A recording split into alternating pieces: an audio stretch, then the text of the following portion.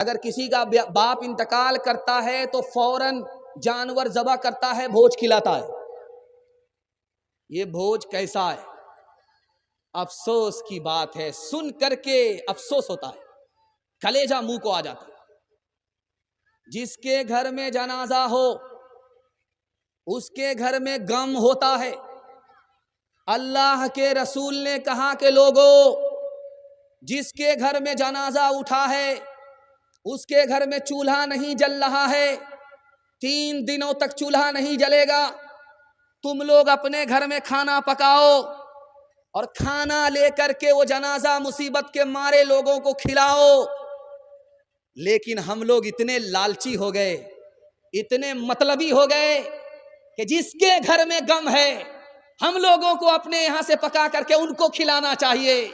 2 مٹھی اس کے جنازے کو ہم نے کیا مٹی دیا، قیمت وصول کرنے کے لیے اس کا ہی کھا رہے ہیں۔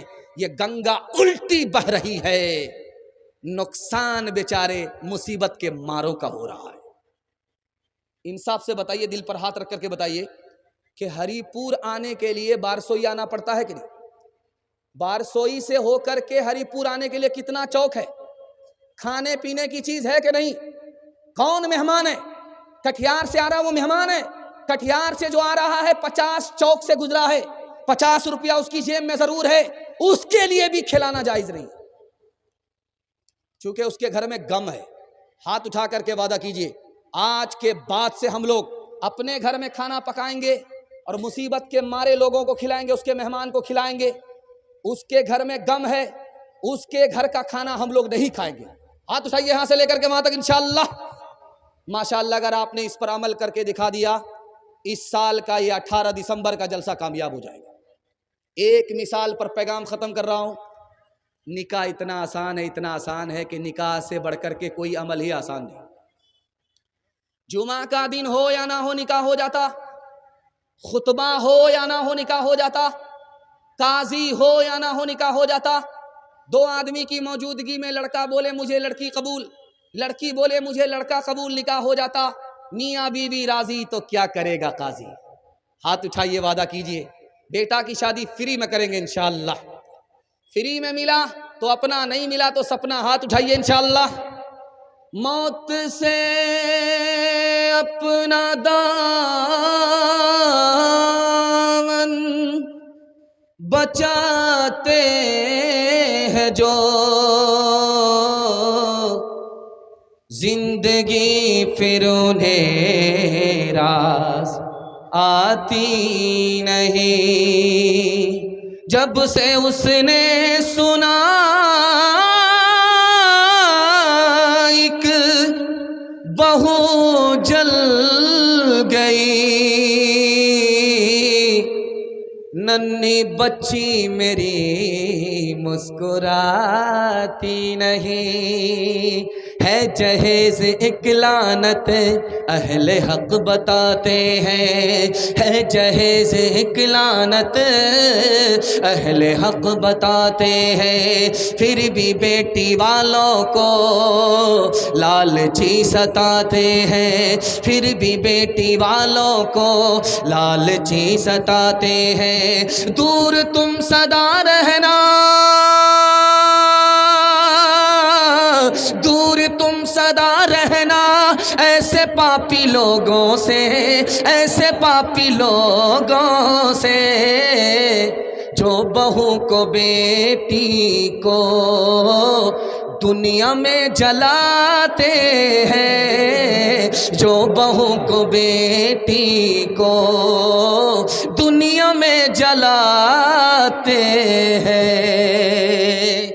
آخری پیغام مردوں کے حوالے سے، اب اس کے بعد میرے حصے کا صرف 5 منٹ کا جلسہ بچا ہوا ہے۔ آپ لوگ سننے کے لیے تیار ہیں؟ جوش کے ساتھ ہاتھ اٹھائیے انشاءاللہ۔ مرنے کے بعد عمل کریں گے، ہاتھ اٹھائیے انشاءاللہ۔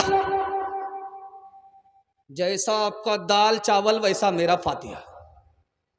آپ کنیا کے بھی ماموں ہیں، دلہا کے بھی ماموں، صحیح پر بھی اور غلط پر بھی، دونوں پر ہاتھ اٹھا رہے ہیں۔ خیر اللہ کا شکر ہے جس حال میں بھی ہیں اچھا سن رہے ہیں۔ میں بھی آپ کی جگہ ہوتا، اچانک سوال ہوتا میں بھی پھنس جاتا۔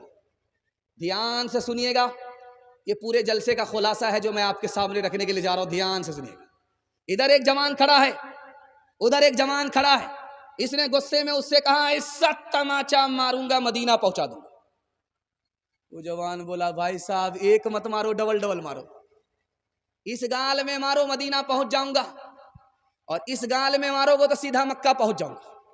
جب میرا فری میں حج ہو جائے گا تو مجھ سے بڑا خوش نصیب اور کون ہوگا؟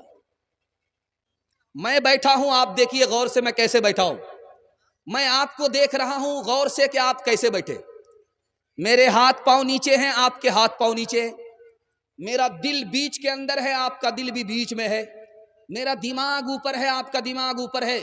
اس تقسیم پر جب آپ غور کریں گے تو آپ سب کچھ منظور کر لیں گے، اپنے بچے کو جاہل نہیں رکھیں گے۔ ہاتھ پاؤں سے کام کاج کیا جاتا ہے، اس کو مالک نے نیچے رکھا۔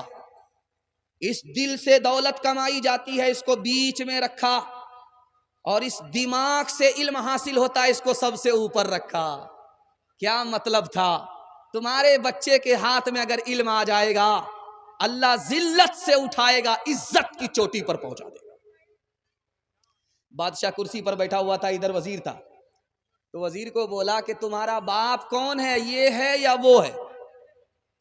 تو وزیر بولا کہ یہی تو میرا باپ ہے۔ تو بادشاہ نے غور سے دیکھا، لاٹھی میں جوتا باندھ کر کے کھڑا ہے، پھٹی پرانی لنگی پہنے کھڑا ہے، کمبل اوڑھ کر کے کھڑا ہے۔ بادشاہ نے غور سے دیکھنے کے بعد وزیر سے کہا یہ الو کا پٹھا، بھینس کا چرواہا تمہارا باپ ہے، یہ بے وقوف تمہارا باپ ہے؟ تو وزیر نے کہا حضور بے وقوف میرا باپ نہیں ہے، میرا باپ جاہل ہو کر کے مجھ کو پڑھایا ہے، میرا باپ بے وقوف نہیں ہے، بے وقوف میرا دادا تھا کہ خود جاہل رہا اور اپنے بیٹے کو بھی جاہل رکھا۔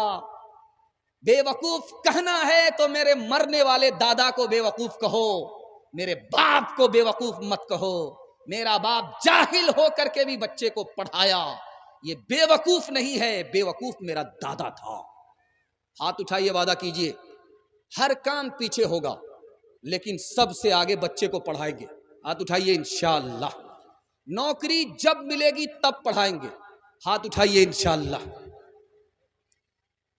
علم دل کا، علم دل کا سرور ہوتا ہے، چشم بینا کا نور ہوتا ہے، چشم بینا علم سے رنج دور ہوتا ہے،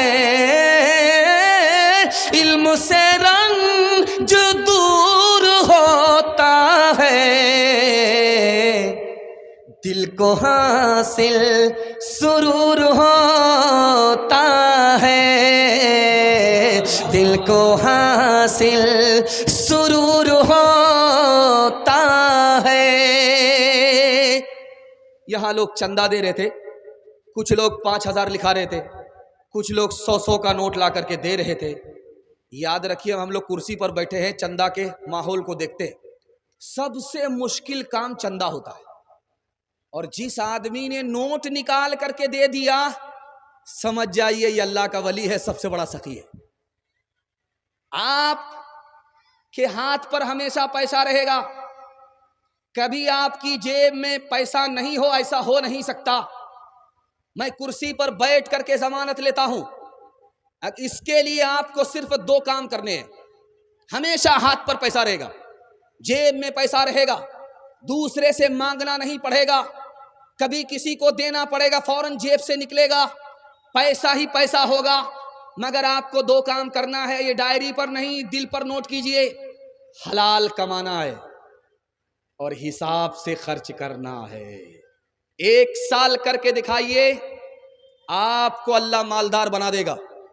دنیا پیچھے ہوگی، آپ کو دنیا پیچھے نہیں کر سکتی۔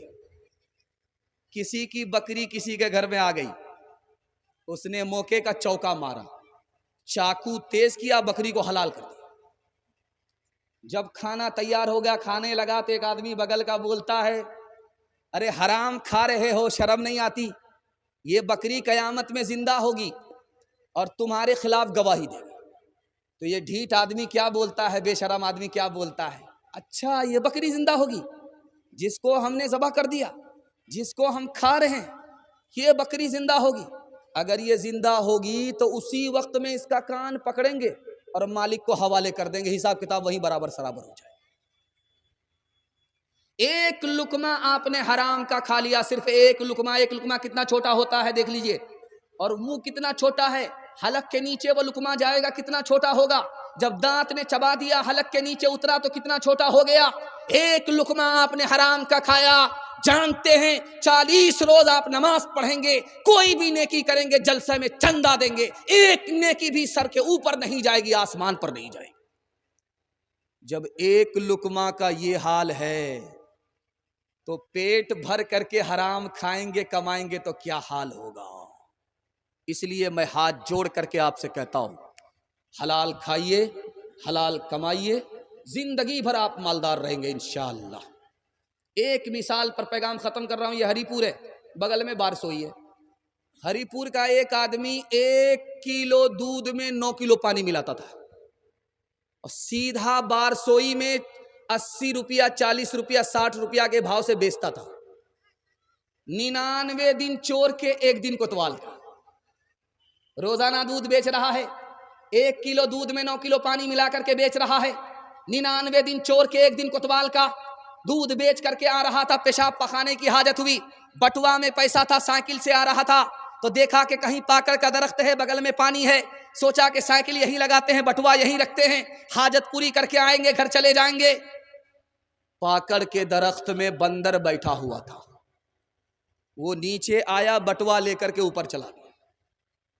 جب وہ واپس آیا حاجت پوری کر کے تو دیکھا بٹوا غائب، سر اٹھا کر کے جو درخت کی طرف دیکھا تو دیکھا کہ وہ بٹوا سے پیسہ بندر نکال رہا ہے، اور نوٹ کو دیکھ رہا ہے، سکے کو دیکھ رہا ہے کہ اصلی ہے یا نکلی ہے۔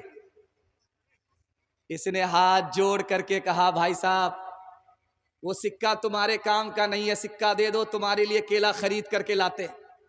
تو اس کو رحم آیا، ایک سکہ ادھر پھینک دیا، ایک سکہ جو ہاتھ سے چھوٹا تو پانی میں بولا ٹبھاک۔ اس کو بڑا اچھا لگا کہ دیوالی کا پٹاخہ کہاں پھوٹا بھائی۔ پھر دوسرا سکہ نکالا، گرایا پانی میں ٹبھاک، تیسرا سکہ نکالا، پھر پانی میں گرایا ٹبھاک، پانی میں گر رہا ہے، اس کو دیوالی کا پٹاخہ مزہ آ رہا ہے، اور اس کا کلیجہ پانی ہو رہا۔ جب پورا بٹوا خالی ہو گیا تو یہ کہتا ہے مہاراج اب سمجھ میں آ گیا، جو دودھ کا پیسہ تھا وہ اوپر ہو گیا، جو پانی کا پیسہ تھا وہ پانی میں چلا گیا۔ ہاتھ اٹھائیے، وعدہ کیجئے، حلال کھائیں گے کمائیں گے، حرام نہیں کھائیں گے، حساب سے خرچ کریں گے انشاءاللہ۔